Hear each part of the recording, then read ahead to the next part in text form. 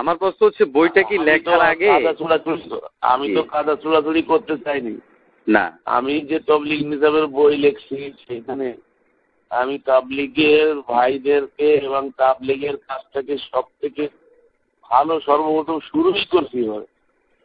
যতদিনই কাজ কর্মকাণ্ড আছে তো তাবলিগের ভাইয়েরা নিঃস্বার্থভাবে কাজ করে, আমি নিজে তাবলিগের সাথে জড়িত। আচ্ছা, এখন হয়তো শেষ প্রস্তাবনা হচ্ছে আপনার সাথে মনে করেন যে আমি ব্যক্তিগতভাবে বসতে চাচ্ছি এবং এই বিষয়গুলো নিয়ে যেহেতু সেটা পাবলিক প্লেসে চলে গেছে সে বিষয়টা আবার উন্মোচিত হওয়া দরকার পাবলিক প্লেসেই, তাহলে সেক্ষেত্রে আপনি রাজি আছেন কিনা? বুঝলাম না, পাবলিক প্লেসে কোনটা না গেছে? আমি আপনার সমস্ত বইগুলো এখন পাবলিক প্লেসে এবং আপনি একজন ফেমাস হাদিস আলেম যাদের কথায় তারা আলেম নই, আপনি আমার সম্পর্কে জানেন না, না জানি মন্তব্য করে। আমি একটু বলি আপনাকে, আপনার বইটা আজকে তাদের বিভিন্ন পাবলিকেশন থেকে। আপনার নামটা বলুন তো। আমার নাম মুফতি শামসুদ্দোহা, আমি একজন হানাফি আলেম। আমি চাচ্ছি যে আপনার সাথে বিশেষ করে তাবলিগি বিষয়গুলো যে আপনি লিখলেন, হাকিমুল উম্মাত থানভী রহমতুল্লাহ আলাইহির বেহেশতি জুর বিষয় আপনি যেটা লিখছেন, এটা নিয়ে আমি আপনার সাথে সুস্পষ্টভাবে বসবো। আপনি আপনার বক্তব্য দিবেন, এর মানে যে অভিযোগ আপনি আনলেন সেটা আপনি বাস্তবিক অর্থে প্রমাণ করার চেষ্টা করবেন, আর এর বিপরীতে আমি আমার বক্তব্য উত্থাপন করব এবং উভয়টা ভিডিও হবে, জাতি জানবে যে কোনটা সঠিক কোনটা ভুল।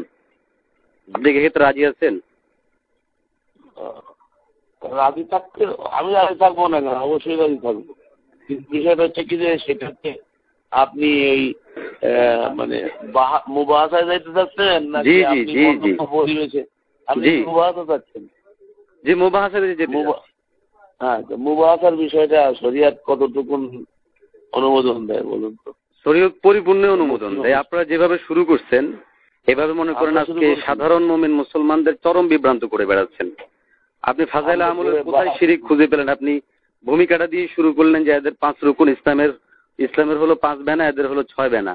এটা কি আপনি কিয়ামত পর্যন্ত প্রমাণ করতে পারবেন? আপনি বলছেন যে আপনাকে কোরআন এবং সুন্নাহ দিয়ে বোঝানোর জন্য, আপনাকে কি বুঝাবো? আপনি এই বইটা পাবলিক প্লেসে আনার আগে কোনো আলেমের কাছে বসা দরকার ছিল না? আমি শুনুন, এত উত্তেজিত হবেন না, মুক্তি মানুষ সুন্দরভাবে কথা বলেন, মার্জিতভাবে কথা বলেন। আমি মার্জিত ভাবেই বলছি। আমি বললাম যে আপনি আমাকে বলছেন যে শুরু করেছেন। জি বলেন। আপনি মোবাইলেই শুরু করেছেন। এত টেন্ডেন্সি উম্মতের জন্য কোনো কল্যাণ বই আনবে বলে মনে হয় না। আনবে হযরত। এখন আপনারা ওই প্লেসটা নিয়ে গেছেন আমাদেরকে।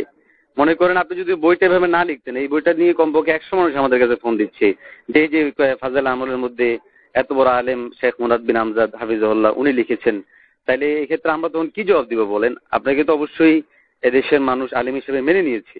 তাহলে এখন হযরত আপনার এই বিষয়টা যখন নিয়ে আসে তখন আমাদের কি বলার থাকে বলেন? অথচ আমি তো হলফ বিল্লাহ করে বলতে পারি যে একটা ওয়াকিয়াও এখানের মধ্যে শিরকের সাথে সম্পৃক্ত ধরানো যাবে না। আমি আপনার সাথে মোনাজারা করছি না, আপনি আপনার সশ্রদ্ধ সম্মান রেখে কথা বলার চেষ্টা করছেন। না, বইয়ের বিপরীতে বই তো হয় না হযরত। আপনি এরপর আবার বক্তব্যও দিচ্ছেন। আমি গত 2 দিন আগে এক ভাই, আপনারা লেখনির পরিবর্তে অনেক লিখেছেন। জি, এখন এখানে না, এখন আমরা চাচ্ছি যে আমরা এক টেবিলে বসবো, এক টেবিলে বসতে চাচ্ছি।